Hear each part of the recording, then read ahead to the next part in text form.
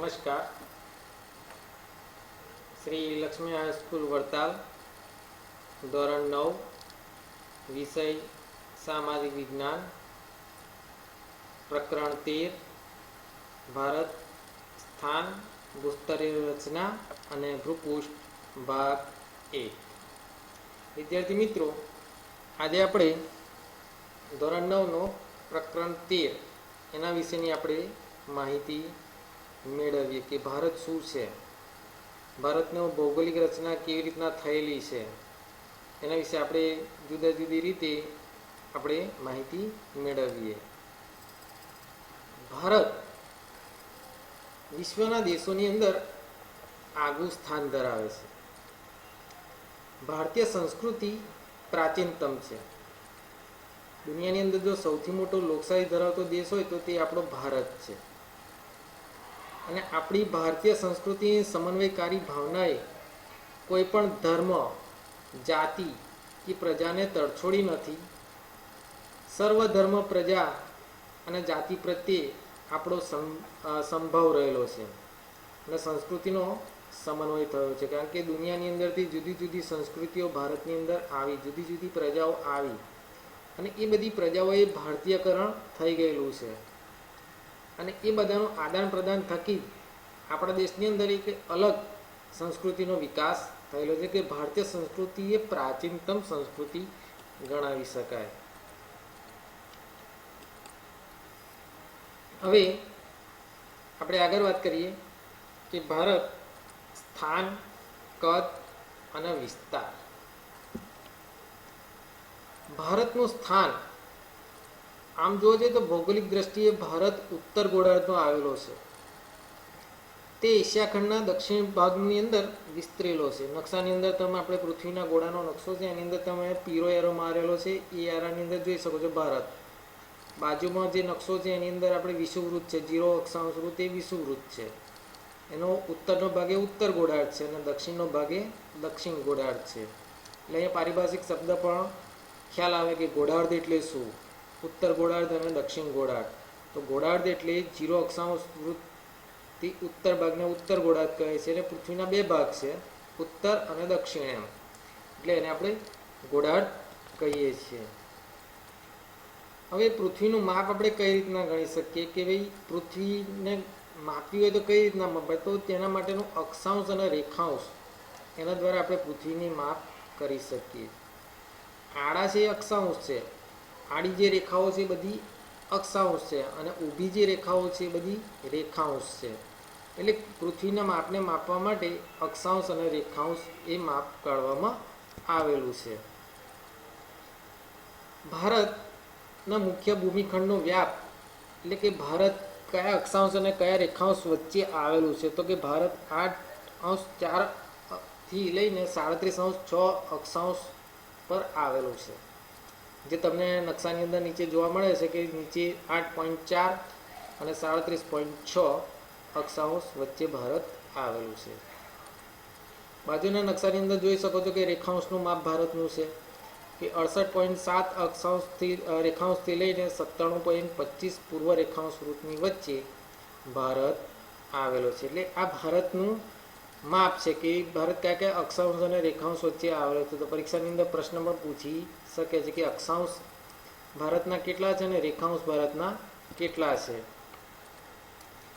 ભારતની મધ્યમાંથી કર્કવૃત્ત પસાર થાય છે જે 23.30 ઉત્તર અક્ષાંશ વૃત્ત પર આવેલું છે અને દેશને બે ભાગની અંદર એ વિભાજિત કરે છે। નકશાની અંદર તમે જોઈ શકો છો કર્કવૃત્ત કે 23.30 અક્ષાંશ વૃત્ત એ ભારતની મધ્યમાં થઈને પસાર થાય છે। તો એ અક્ષાંશ અને કર્કવૃત્ત આપણને જોવા મળે છે જે ભારતના બે ભાગ પાડે છે। ભારતનો ઉત્તર ભાગ એ વધુ પૂર્વ અને પશ્ચિમ દિશામાં ફેલાયેલો છે। ઉત્તરનું મેદાન છે અને હિમાલયની ગિરિમાળા છે, તો એ વિસ્તૃત છે અને પૂર્વ અને પશ્ચિમ બંને દિશાઓની અંદર ફેલાયેલો જોવા મળે છે। અહીંયા આગળ જોઈએ તો કે વિશાળ મેદાનો તથા હિમાલય પર્વત શ્રેણી આવેલી છે। ઉત્તરનું મેદાન જે અનાજનો ભંડાર કહેવામાં આવે છે। નકશાની અંદર જોઈએ છે કે હિમાલયની લંબાઈ 2400 કિલોમીટર લાંબો હિમાલય જોવા મળે છે. અને નીચે મેદાન આવેલું છે, જે નદીઓના કિનારાથી મેદાનો તૈયાર થયેલા છે. ગંગા અને બ્રહ્મપુત્રા અને સિંધુનું મેદાન આપણને અહીંયા જોવા મળે છે. એટલે કે અહીંયા વિશાળ મેદાનો તથા હિમાલય પર્વત શ્રેણી આવેલા છે. કર્કવૃત છે એની દક્ષિણે આવેલું ક્ષેત્ર ત્રિકોણ આકાર ધરાવે છે. ભારતનો જે દ્વિકલ્પ છે, દ્વિકલ્પ ભાગ એટલે દક્ષિણ ભાગની અંદર આ ત્રિકોણ આકારનો ભાગ ધરાવતો જોવા આપણને પ્રાપ્ત થાય છે. દ્વિકલ્પીય ઉચ્ચ પ્રદેશમાં પૂર્વ તથા પશ્ચિમ કિનારાના સાંકડા મેદાનોનો સમાવેશ થાય છે, જેને આપણે તટીય મેદાન તરીકે ઓળખીએ છીએ. હવે આ મેદાનોની અંદર જોઈએ તો એક ગુજરાતનું મેદાન છે, બીજું કોંકણનું મેદાન છે, ત્રીજું મલબારનો કિનારો છે. એ પશ્ચિમ તટીય કિનારાના મેદાનો છે. જ્યારે પૂર્વ તટીય કિનારાના મેદાનોની વાત કરીએ તો કોરોમંડલનો કિનારો, ઉત્તરી સરકારનું મેદાન, એ પૂર્વ તટીય કિનારે સાંકડા મેદાનો આવેલા જોવા મળે છે. તટીય એટલે કિનારો. ભારત દેશના અક્ષાંશીય અને રેખાંશીય વ્યાપ બંને લગભગ સરખા અર્થાત એટલે કે 30° થાય છે. કેમ તો કે વાસ્તવિક રીતે કાશ્મીરથી કન્યાકુમારી ઉત્તરથી દક્ષિણની લંબાઈ 3214 કિલોમીટર છે. છેક જમ્મુ કાશ્મીરથી છેક ઉત્તર ભાગથી લઈને છેક દક્ષિણમાં કન્યાકુમારી સુધીની લંબાઈ 3214 કિલોમીટર છે. એટલે બંનેના અક્ષાંશ આમ તો 30° જેટલા થાય છે. એટલે બંને માપ સરખું જોવા મળે છે. પશ્ચિમની વાત કરીએ તો કે પશ્ચિમી ગુજરાતથી શરૂ કરીને પૂર્વ અરુણાચલ પ્રદેશ સુધીનો વિસ્તાર 2933 કિલોમીટર છે, તો 3214 કિલોમીટર. જ્યારે પૂર્વ પશ્ચિમ ગુજરાતથી લઈને અરુણાચલ પ્રદેશ સુધીનો વ્યાપ એટલે કે કિલોમીટર 2933 કિલોમીટર જેટલો થતો જોવા મળે છે.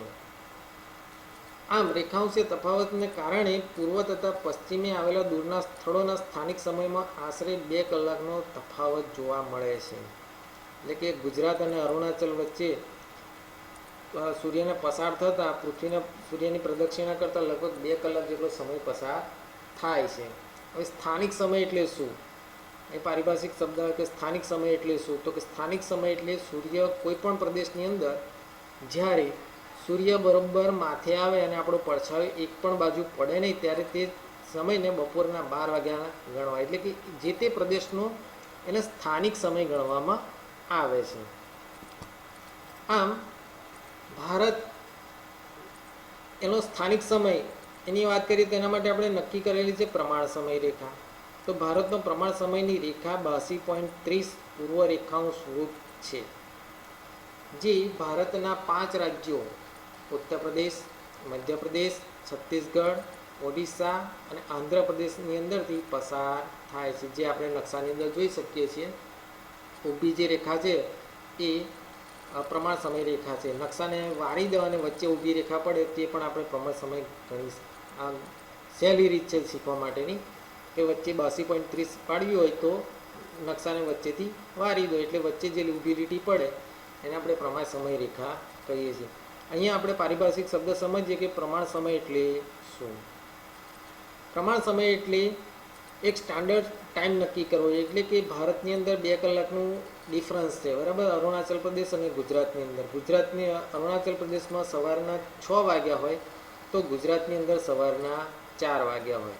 એટલે કે સૂર્યોદય અરુણાચલમાં વહેલો થાય અને 2 કલાક પછી ગુજરાતની અંદર સૂર્યોદય થાય છે. એટલે બંને વચ્ચેનો ડિફરન્સ બાદ કરવા એનો વચ્ચેનો સમય નક્કી કરવામાં આવે. વચ્ચેનો સમય એટલે કે ભારતના જે 5 રાજ્યો ઉત્તર પ્રદેશ, મધ્યપ્રદેશ, છત્તીસગઢ, ઓડિશા અને આંધ્રપ્રદેશની બરાબર વચ્ચે મિડલ રેખા ઊભી રેખાઓ શું થાય એને આપણે ભારતનો પ્રમાણ સમય ગણવો જોઈએ.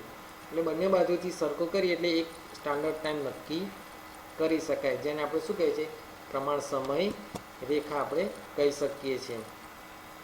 ભારતના રેખાંશીય તફાવતને કારણે પૂર્વ તથા પશ્ચિમે આવેલા દૂરના સ્થળોના સ્થાનિક સમયમાં આશરે 2 કલાકનો તફાવત જોવા મળે છે. જે આપણે આગળ વાત કરી કે જે સમયે અરુણાચલ પ્રદેશના પૂર્વ ભાગની અંદર સૂર્યોદય થાય છે એ જ સમયે પશ્ચિમ ગુજરાતમાં રાત હજુ બાકી હોય છે. એટલે મેં હમણાં જ વાત કરી કે સૂર્યોદય અરુણાચલમાં સૂર્યોદય થયો હોય તો ગુજરાતમાં રાત જોવા મળે છે, અને એને કારણે આપણે આ પ્રમાણ સમય નક્કી કરવામાં આવેલો છે. હવે આપણે ભારતના ક્ષેત્રફળની વાત કરીએ કે ભારતનો કુલ ચોરસ કિલોમીટર કેટલો વિસ્તાર છે, તો ભારતનું નકશાની અંદર જોઈ શકીએ છીએ કે 32.8 લાખ ચોરસ કિલોમીટર ભારતનું કુલ ક્ષેત્રફળ જોવા મળે છે. અને ક્ષેત્રફળની દ્રષ્ટિએ જોઈએ તો ભારત વિશ્વની અંદર 7મા ક્રમે આવે છે. એટલે કે ભારત કરતાં બીજા 6 મોટા દેશો છે કે જે ભારત કરતાં મોટા છે. ભારત વિશ્વના ભૂમિભાગના ક્ષેત્રના કેવળ 2.42% જ ભૂમિભાગ ધરાવે છે, જે વિશ્વના 6 મોટા દેશો કરતાં ઓછો છે. હવે આપણે વાત કરીએ કે વિશ્વના જે 6 દેશો છે ભારતથી સૌથી મોટા છે. એની આપણે વાત કરીએ તો કે એશિયાની અંદર આવેલો રશિયા, કેનેડા, અમેરિકા, ચીન, બ્રાઝિલ અને ઓસ્ટ્રેલિયા, આ દેશો એ ભારત કરતાં મોટા છે અને ભારતનો ક્રમ 7મા ક્રમે આવે છે. આમ ભારત કરતાં 6 મોટા દેશો છે, ભારત 7મા ક્રમે આવે છે. આગળ વાત કરીએ આપણે કે ભારતનો ભૂમિભાગ એશિયા ખંડની દક્ષિણ તરફ આવેલો છે. તેની ઉત્તરમાં ઊંચી પર્વતશ્રેણીઓ સેંકડો કિલોમીટર લંબાઈમાં પશ્ચિમથી પૂર્વ દિશામાં પથરાયેલી છે. તેને કારણે તિબ્બત અને ચીનની સાથે આવન જાવન ફક્ત ને ફક્ત ઊંચાઈએ આવેલા પર્વતીય ઘાટ મારફતે જ આપણે શક્ય બનાવી શક્યા છીએ. જેમ કે જમ્મુ કાશ્મીરની અંદર આવેલો કારાકોરમ ઘાટ, સિકપિલા ઘાટ, નાથુલા ઘાટ, બોમડીલા ઘાટ વગેરે ઘાટ દ્વારા ઘાટ, હવે આની પારિભાષિક શબ્દ આવે એટલે કે ઘાટ એટલે શું, તો કે પર્વતીય વિસ્તારોની અંદર જવા આવવા માટેનો જે રસ્તો, વાંકો ચૂક્કો જે રસ્તો આવે છે એને આપણે શું કહીએ છીએ, ઘાટ કહીએ છીએ. તો ભારતની અંદર આવા હિમાલયમાંથી બીજા દેશોમાં જવા માટેના આવા ઘાટ આવેલા છે. દક્ષિણમાં ભારતીય દ્વીપકલ્પની પૂર્વમાં બંગાળાની ખાડી, પશ્ચિમમાં અરબ સાગર તથા દક્ષિણે હિન્દ મહાસાગર આવેલો છે. આ સમુદ્રોનો જળમાર્ગ તરીકે આપણે ખૂબ ઉપયોગ કરીએ છીએ. ભારતની અંદર નકશાની અંદર તમે જોઈ શકો છો કે પશ્ચિમ કિનારાની અંદર અરબ સાગર છે, દક્ષિણે હિન્દ મહાસાગર છે અને પૂર્વે બંગાળાની ખાડી આવેલી છે. અને ભારતનો વિશાળ દરિયા કિનારો છે, 7000 કિલોમીટર જેટલો વિશાળ દરિયા કિનારો છે કે જેને કારણે આપણે વિશ્વના જુદા જુદા દેશો સાથે જળમાર્ગ તરીકે આપણે ઉપયોગ કરી શકીએ છીએ અને એના થકી આપણે વેપાર કરી શકીએ છીએ. જમીન માર્ગો પર્વતીય અવરોધોથી ઘેરાયેલા હોવા છતાં ભારતે બહારથી આગમન થયેલા સાંસ્કૃતિક તત્વોને સ્વીકાર્યા છે અને તેઓએ ભારતીય સમાજમાં ભળી ગયેલા જોવા મળે છે. આપણો દેશ એ સદીઓથી અનેક વિદેશી પ્રજાઓ ભારતની અંદર આવેલી છે. હું, ગોત, વેન્ડર, બર્બર, પહલવ, શક, કુષાણ, મુગલો, અંગ્રેજો, આવી અનેક ગણી પ્રજાઓ ભારતની અંદર આવી અને એમણે ઘણું બધું સાંસ્કૃતિક તત્વો પણ આપણને આપેલા છે. અહીંયા ઉદાહરણ તરીકે તમને આપણે તાજમહેલ બતાવેલો છે કે જે સાંસ્કૃતિક વારસાનું એક સ્થળ છે, જે વિદેશી મુગલોએ આવીને અહીંયા બનાવેલું છે. એટલે અનેક પ્રજાઓ ભારતમાં આવી અને ભારતની અંદર ઘણું બધું યોગદાન આપેલું છે અને આપણી સાંસ્કૃતિક તત્વોને અમે સ્વીકાર્યા છે અને ભારતની અંદર ભળી ગયેલા છે. ભારત એ પૂર્વ ગોળાર્ધમાં મોકાનું સ્થાન ધરાવે છે. તેનું વ્યૂહાત્મક મહત્વ પણ વિશેષ છે, જેમાં પ્રાચીન કાળમાં પરસ્પર સંબંધ વિકસાવવામાં સમુદ્રનું મહત્વનું યોગદાન રહેલું છે. હિન્દ મહાસાગરના શીર્ષ સ્થાને ભારત આવેલો છે. પૂર્વ આફ્રિકા, પશ્ચિમ એશિયા, દક્ષિણ એશિયા તથા દક્ષિણ પૂર્વ એશિયાના દેશો સાથે સમુદ્ર માર્ગો દ્વારા ભારતનો સંબંધ પ્રાચીન કાળથી જ રહેલો જોવા મળે છે.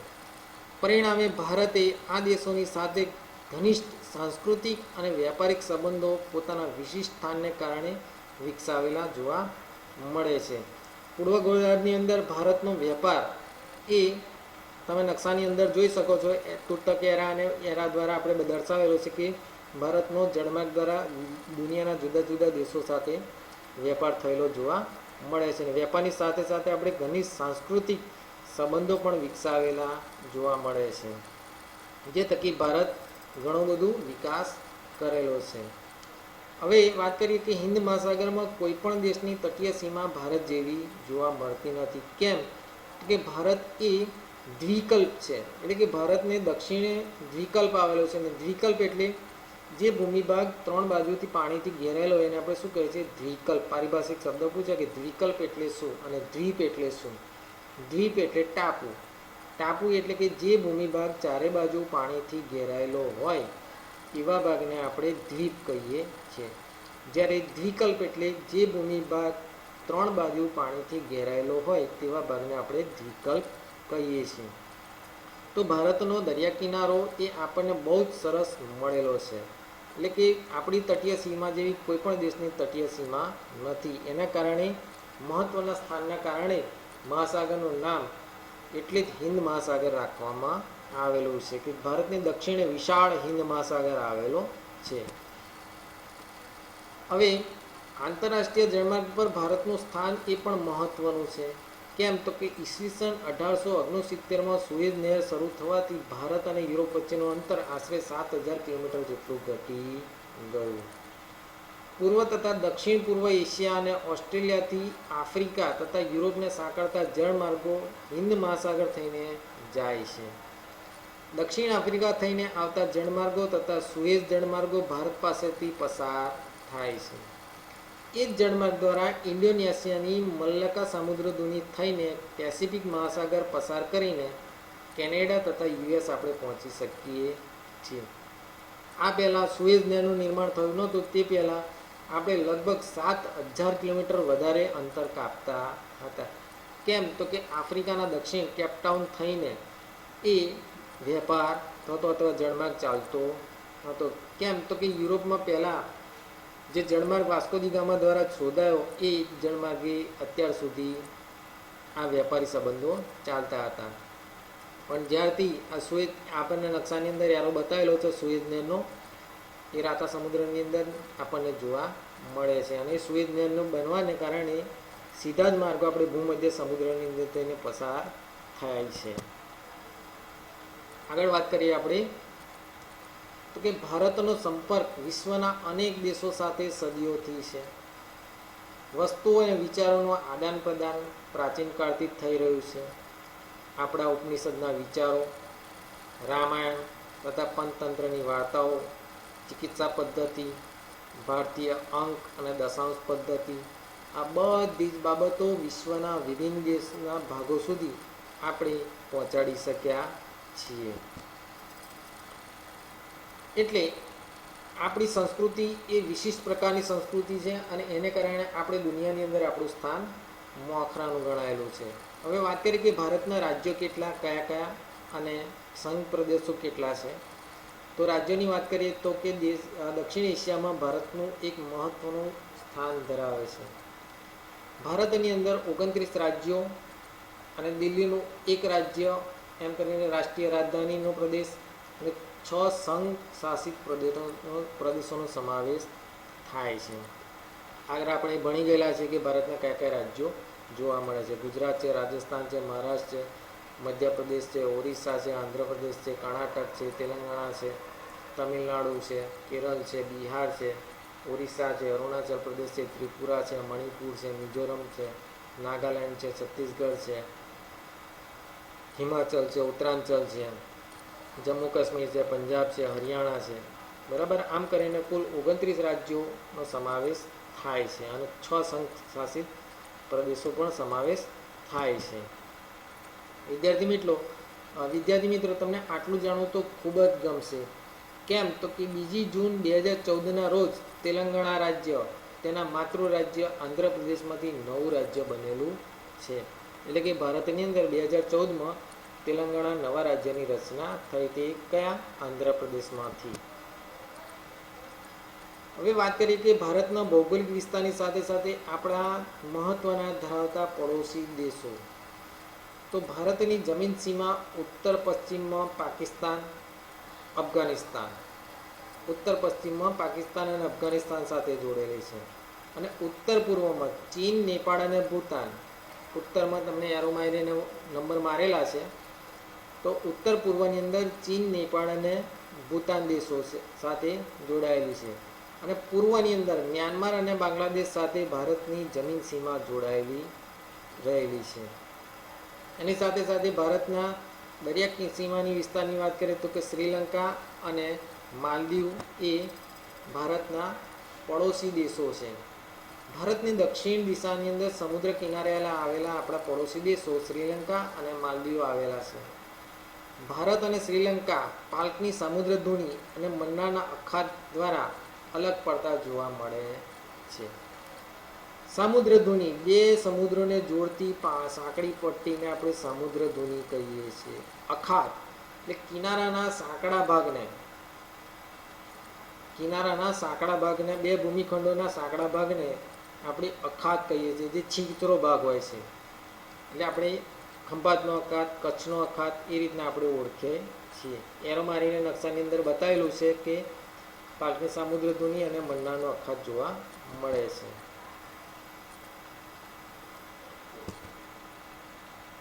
આગળ વાત કરીએ કે અરબ સાગરમાં લક્ષદ્વીપ ટાપુઓ આવેલા છે, જ્યારે બંગાળાની ખાડીમાં અંદમાન નિકોબાર ટાપુઓ આવેલા છે.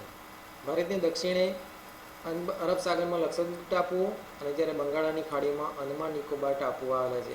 સંરક્ષણની દ્રષ્ટિએ આ બંને દ્વીપ સમૂહો ખૂબ મહત્વના જોવા મળે છે. વિદ્યાર્થી મિત્રો, તમને એ પણ જાણવું ગમશે કે ભારતનો દક્ષિણતમ છેડો ઇન્દિરા પોઈન્ટ વર્ષ 2004માં સુનામીમાં જળમગ્ન થઈ ગયો હતો.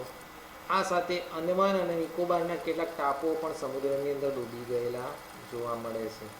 હવે આપણને પ્રશ્ન થાય કે ભારતનો દક્ષિણતમ છેડો કયો? તો મોટાભાગના બધા વિદ્યાર્થીઓ એમ કહે છે કે કન્યાકુમારી. પણ કન્યાકુમારી નહીં, ભારતનો દક્ષિણતમ છેડો અંદમાન નિકોબાર ટાપુની અંદર છેક છેલ્લે આવેલું ઇન્દિરા પોઈન્ટ છે, એ ભારતનો દક્ષિણતમ છેડો ગણવામાં આવે છે. આગળ વાત કરીએ કે ભારતીય ભૂસ્તરીય રચનાની, કે ભારતની ભૌગોલિક પરિસ્થિતિ કેવી રીતે સર્જન થયું. તો પૃથ્વીની સંરચના વિશેની જાણકારી વિશે ખૂબ જ રોચક છે. પૃથ્વીનો ઉપરનો પોપડો તેની નીચે રહેલા એસ્ટોનોસ્ફિયરના અર્ધદ્રવિત ખડકોની ઉપર તરી રહ્યો છે, જે આપણને નકશાની અંદર નીચેના ચિત્રોની અંદર જોવા મળે છે. જે દ્રવિત ખડકોમાં સંવહન તરંગો ઉત્પન્ન કરીને ભૂસપાટી તરફ જવાનો પ્રયત્ન કરે છે. ભૂકવચ તરફ ઉદ્ભવતા તરંગો દ્વારા ઉપરનું પડ ફાટીને મોટા મોટા ટુકડાઓમાં વિભાજિત થઈ જાય છે, જેને મૃદાવરણીય પ્લેટ કહીએ છીએ. આવી 7 મુખ્ય ભૂસંચલનીય પ્લેટ તકતીઓ, જેને આપણે કહીએ, એ જોવા મળે છે. હવે આપણે वीडियो द्वारा આપણે કેટલીક માહિતી મેળવીએ. दोस्तों द नॉलेज में आपका स्वागत है। मैं हूं हितेश गिरी गोसाई और आज हम बात करेंगे हमारे देश भारत का ज्योग्राफिकली जन्म कैसे हुआ। आज से करीब 20 करोड़ साल पहले हमारी धरती पर आज के दिखने वाले डिवाइडेड कॉन्टिनेंट्स नहीं थे। उस वक्त सिर्फ एक सुपर कॉन्टिनेंट या महाखंड हुआ करता था, जिसे नाम दिया गया पेंजिया, और इसके चारों ओर सिर्फ एक महासागर था जिसका नाम था पैथालासा। और आज के सारे खंड इसी महाखंड पेंजिया में से विखंडित होके बने हैं। ये थियरी देने वाले वैज्ञानिक आल्फ्रेड वेगनर थे और उनका ये भी मानना था कि उसी वक्त उस महाखंड पे रेंगने वाले जीवों का विकास हुआ। दोस्तों, पृथ्वी के गर्भ में लगातार प्लेट्स खिसकती रहती है, जिसके चलते धरती पर निरंतर बदलाव होते रहते हैं। लेकिन ये बदलाव लाखों या करोड़ों सालों बाद दिखाई देते हैं और इन्हीं बदलावों के चलते आज के ये दिखने वाले कॉन्टिनेंट्स का जन्म हुआ और उनके साथ ही हमारे देश भारत का भी। आल्फ्रेड की थियरी के अनुसार प्लेट के सरकने से सबसे पहले पेंजिया सुपर कॉन्टिनेंट के 2 भाग हुए, जिसके उत्तरी हिस्से को लारेंसिया और दक्षिणी हिस्से को गोंडवाना लैंड कहा जाता है। और इन दोनों के डिवाइड होने के बाद जो बीच में महासागर का पानी भरा और एक खाड़ी का निर्माण हुआ, उसे वैज्ञानिकों ने टेथिस सागर नाम दिया। पेंजिया में से अलग हुए उत्तरी महाद्वीप लारेंसिया में से आज के एशिया, यूरोप और उत्तर अमेरिका जैसे कॉन्टिनेंट्स बने, जबकि गोंडवाना लैंड में से दक्षिण अमेरिका, अफ्रीका, ऑस्ट्रेलिया और एंटार्क्टिका जैसे कॉन्टिनेंट्स बने। हमारा देश भारत भले ही आज भौगोलिक रूप से एशिया का भाग हो, लेकिन भारत का भूमि भाग उस वक्त वास्तव में गोंडवाना लैंड महाद्वीप का हिस्सा था और आज का अफ्रीका और भारत एक ही प्लेट पे टिके थे। धीरे धीरे अंदरूनी प्लेट्स के सरकने से ये प्लेट्स भी अलग होती गई और भारत की जियोग्राफिकल प्लेट अफ्रीका से अलग होकर धीरे धीरे एशिया की ओर बढ़ने लगी। वो आज के लद्दाख हिस्से की ओर लगातार बढ़ती रही और एक समय इस प्लेट का एशिया के लद्दाख वाले हिस्से पे टकराव हुआ। दोस्तों भूगर्भ में जब दो प्लेट्स का टकराव होता है तो भारी प्लेट नीचे की ओर सरक जाती है और हल्की प्लेट ऊपर उठ जाती है। उस वक्त भी ऐसा ही हुआ और आज के हिमालय का निर्माण हुआ। ऐसा कोई कम समय में नहीं हुआ, ऐसा होने में करोड़ों साल लग गए और आज की इस भौगोलिक भूमि का निर्माण हुआ। दोस्तों आज भारत सिर्फ एक ही टेक्टोनिक प्लेट पे टिका है और लगातार ये भारत की भारी प्लेट हिमालय की ओर दब रही है और हिमालय दिन ब दिन ऊपर उठ रहा है। इसके साथ ही हिमालय के सारे पर्वतों की और माउंट एवरेस्ट की हाइट भी साल दर साल बढ़ रही है। दोस्तों इस थियरी को सिद्ध करने के लिए एल्फ्रेड ने ये भी कहा कि आज के दिखने वाले सारे कॉन्टिनेंट एक दूसरे में फिट होते हैं और आज अगर किसी तरह इन सबको एक किया जाए तो फिर से पेंजिया सुपर कॉन्टिनेंट का निर्माण हो सकता है। चलिए ये तो एक संयोग भी हो सकता है, लेकिन एल्फ्रेड ने अलग अलग विस्तार में जाके उस महाखंडों की जीव सृष्टि का और प्राचीन खड़कों के अवशेषों का अवलोकन किया तो ये मालूम हुआ कि विविध अवशेष अलग अलग खंड में एक समान ही थे। इसके साथ ही एल्फ्रेड ने अपनी इस थियरी को सिद्ध करने के लिए कई सारे उदाहरण दिए। फ्रेंड्स इस प्लेट्स के टकराव से भूकंप और ज्वालामुखी का खतरा रहता है। वैसे भारत में तो कोई खास सक्रिय ज्वालामुखी नहीं है, लेकिन हमारी इस एक प्लेट के सरकने से कभी कभी भूकंप के झटके महसूस होते हैं। हमारी अगली वीडियो में हम जानेंगे कि भूकंप और ज्वालामुखी। મિત્રો આપણે જોયું વિડીયોની અંદર કે ગોંડવાના લેન્ડ અને એની સાથે સાથે ભારતની રચના આપણે વાત કરતા હતા કે ભૂસંચલનીય પ્લેટોની। તો મુખ્ય ભૂસંચલનીય પ્લેટો એ 7 છે। એક પેસિફિક પ્લેટ, 2 ઉત્તર અમેરિકન પ્લેટ, 3 દક્ષિણ American plate, 4 Eurasian plate, 5 African plate, 6 Indo Australian plate અને 7 એન્ટાર્કટિકન પ્લેટ। આ 7 પ્લેટો એ એના નામથી ઓળખાય છે। આપણે આગળ વિડીયોની અંદર જોયું કે એક આખો ભાગ હતો, એની અંદરથી 2 ભાગ થયા, ગોંડવાના લેન્ડ અને લોરેશિયા। તો ભારત જે ભાગ હતો એ ગોંડવાના લેન્ડનો ભાગ આ જોવા મળે છે અને એને કારણે એ પ્લેટો ધીરે ધીરે સરકતી ગઈ અને એને કારણે ભારતમાંથી હિમાલયનું निर्माण થયેલું જોવા મળે છે। આવી 7 પ્લેટોની આપણે વાત કરી કે પેસિફિક, उत्तर अमेरिकन प्लेट, दक्षिण American plate, Eurasian plate, African plate, Indo Australian plate और एंटार्क्टिकाना प्लेट तरीके ओळखाय छे। हवे परिस्थिति पारिभाषिक शब्द आवे कि अपसारी प्लेट एटले शुं अने अभिसारी प्लेट एटले शुं। अपसारी कोने कहे अने अभिसारी कोने कहे तो नीचे चित्रनी अंदर तमने जोवा मळशे कि केटली प्लेटो एक जग्याएथी आ प्लेटो एकबीजाथी दूर थई रही छे, जेने आपणे अपसारी कहीए छीए। दूर थવું એટલે अपसारी। જ્યારે કેટલીક એકબીજાની નજીક આવી રહી છે જેને આપણે શું કહીએ છીએ અભિસારી પ્લેટ તરીકે ઓળખીએ છીએ। આ અપસરણ અને અભિસરણ બંને ભૌગોલિક પ્રક્રિયા એવી છે કે જેને કારણે ભૂપૃષ્ઠ પર સ્તરભંગ અને ગેળીકરણ થાય છે। આ પ્લેટોની ગતિવિધિઓ થકી લાખો વર્ષ દરમિયાન ભૂમિખંડોના આકાર અને સ્થાન ફેર પણ થયેલા જોવા મળે છે। એકબીજાથી વિપરીત દિશામાં ખસી જવાથી આ પરસ્પર પ્રતિક્રિયા જ પૃથ્વીની બધી ભૂકંપીય અને જ્વાળામુખી ક્રિયાઓ માટે જવાબદાર ગણાય છે। સરકતી કે ખસકતી આ પ્લેટો જ્યાં એકબીજા સાથે ટકરાઈ રહી છે પર્વતનું નિર્માણનું કારણ બને છે। પ્લેટો જ્યાં એકબીજાથી દૂર ખસે છે ત્યાં ભૂમિખંડો અને મહાસાગરોમાં ફાટાઓનું નિર્માણ કરે છે। આ પ્લેટો પર આવેલા ભૂમિખંડો નિરંતર ખસતા રહે છે। આ પ્રકારની પ્લેટોને રૂપાંતરિત પ્લેટો પણ કહે છે। નીચેના ચિત્રની અંદર તમે જોઈ શકો છો કે ક્યારેક ક્યારેક એકબીજાની નજીક આવતી હોય અને તૂટી જાય અને એકબીજાની ઉપર નીચે થતી જોવા મળે છે, જ્યારે એકબીજાની સમાંતર જોવા મળે છે, જ્યારે એકબીજાની અડોઅડથી ખસકતી હોય એવી લાગે છે। એટલે કે એનું રૂપ બદલે છે, એટલે એને શું કહે છે રૂપાંતરિત પ્લેટ કહે છે। આગળ વાત કરીએ તો કે ભારત કરોડો વર્ષ પહેલાં ગોંડવાના લેન્ડ નામના પ્રાચીન વિશાળ ભૂમિખંડનો ભાગ હતો, જે આગળ આપણે વિડીયોની અંદર જોઈ ગયા છે કે આ વિશાળ ભૂમિખંડમાં આજના દક્ષિણ અમેરિકા, આફ્રિકા, ઓસ્ટ્રેલિયા તથા એન્ટાર્કટિકાનો સમાવેશ થાય છે। નીચેના ચિત્રની અંદર આપણે જોઈ શકીએ છીએ કે દક્ષિણ અમેરિકા, આફ્રિકા, ઓસ્ટ્રેલિયા અને એન્ટાર્કટિકા એની અંદર જોવા મળે છે। જે ચિત્રની અંદર જોઈએ છે કે ભારત ભૂમિખંડનો એક પેન્જિયા તરીકે ઓળખાતો ભૂમિભાગ એક જ ટુકડો હતો એ અર્ધદ્રાવિત પદાર્થ ઉપર તરી રહ્યો છે. પછી એમાંથી બે ભાગ છૂટા થયા, યુરેશિયા અને ગોંડવાનાલેન્ડ. એમાંથી તમને ચિત્રની અંદર ભારત પણ જોવા મળે છે.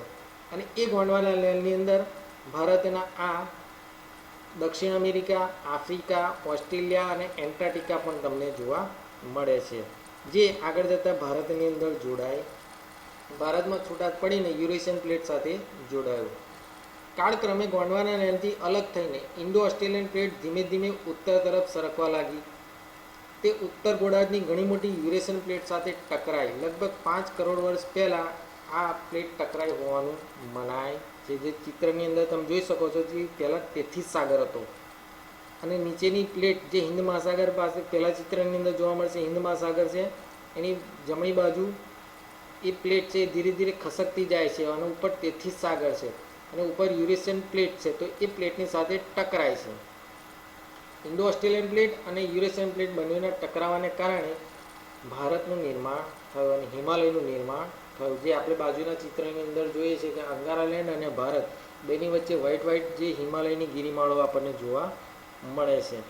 તો આ ભૌગોલિક પરિસ્થિતિ થતાં આપણને કરોડો વર્ષ થયેલા જોઈએ છીએ. આગળ વાત કરીએ કે હિમાલય પર્વત શ્રેણીની દક્ષિણે એક વિશાળ ખીણ બની જતા સમય જતાં ઉત્તર દક્ષિણથી વહેતી નદીઓનો કાપ ઠલવાયો. આ રીતે હિમાલય અને દ્વિકલ્પીય ઉચ્ચ પ્રદેશની વચ્ચે અત્યારનો ગંગાનો મેદાની પ્રદેશ બન્યો. દ્વિકલ્પીય ઉચ્ચ પ્રદેશના ઉત્તર પશ્ચિમ ભાગમાં એક વિસ્તૃત જ્વાળામુખી પ્રસ્ફોટન થયું, જેથી ઉચ્ચ પ્રદેશનો પશ્ચિમ ભાગ તૂટીને નિમજ્જિત થઈ ગયો. નિમજ્જિત એટલે તૂટીને પડી જવું. આના પરિણામે અરબ સાગરનું નિર્માણ થયેલું જોવા મળે છે. આ ભૂનિમજને કારણે પશ્ચિમ ઘાટ વધુ સુસ્પષ્ટ થઈ ગયેલો જોવા મળે છે. નકશાની અંદર આપણે જોઈ શકીએ છીએ કે ઉત્તરનો વિશાળ હિમાલય પર્વત છે અને એની અંદરથી અનેક ગણી નદીઓ ગંગા, બ્રહ્મપુત્રા, સિંધુ, સતલુજ, બિયાસ, રાવી, ઝેલમ, ચિનાબ, ઘાઘરા, ગંડક, ગોમતી વગેરે નદીઓ હિમાલયમાંથી નીકળતી નદીઓ છે અને એ નદીઓ દ્વારા એ અનેક ગણો કાપ ઢસડીને લાવે છે. એટલે ઉત્તરનું મેદાન ત્યાં તૈયાર થયેલું જોવા મળે છે અને એ ભાગ તૂટીને આજે દક્ષિણ ભાગ છે એ તૂટી ગયો, જેને કારણે નિમજ્જન થયું અને પશ્ચિમ ઘાટ વધુ સુસ્પષ્ટ થઈ ગયેલો જોવા મળતો હોય છે. આમ ભારતીય ભૂખંડમાં અનેક વિવિધતાઓ જોવા મળે છે. ઉત્તરમાં ઊંચી વિશાળ પર્વતમાળા જે આપણે જોઈએ છીએ કે હિમાલય પર્વત એ 2400 કિલોમીટર લાંબો જોવા મળે છે. તેમાં આવેલા ઉચ્ચ પ્રદેશો, શિખરો, ઘાટ વગેરે એની અંદર આવેલા જોવા મળે છે. ઉત્તર ભાગના મેદાનોમાં ગંગા, યમુના, બ્રહ્મપુત્રા નદીઓ પણ વહેતી જોવા મળે છે. એના કાપથી આ મેદાનો રચાયા. દક્ષિણનો દ્વિકલ્પીય ઉચ્ચ પ્રદેશ એ પ્રાચીનતમ છે.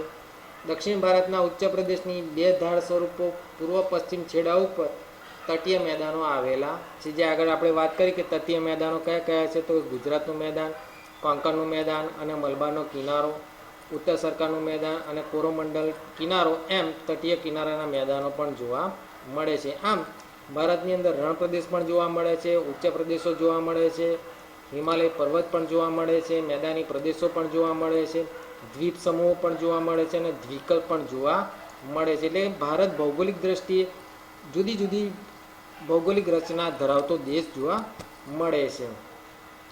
આમ વિદ્યાર્થી મિત્રો, આપણે પ્રકરણ 1ની અંદર ઘણી બધી માહિતી મેળવી. આમ ભારતના ભૌગોલિક વિસ્તાર આપણે ઘણી બધી માહિતી મેળવી. તો હવે આગળ આપણે પાઠ પ્રકરણ 14 વિશેની આપણે વાત કરીશું.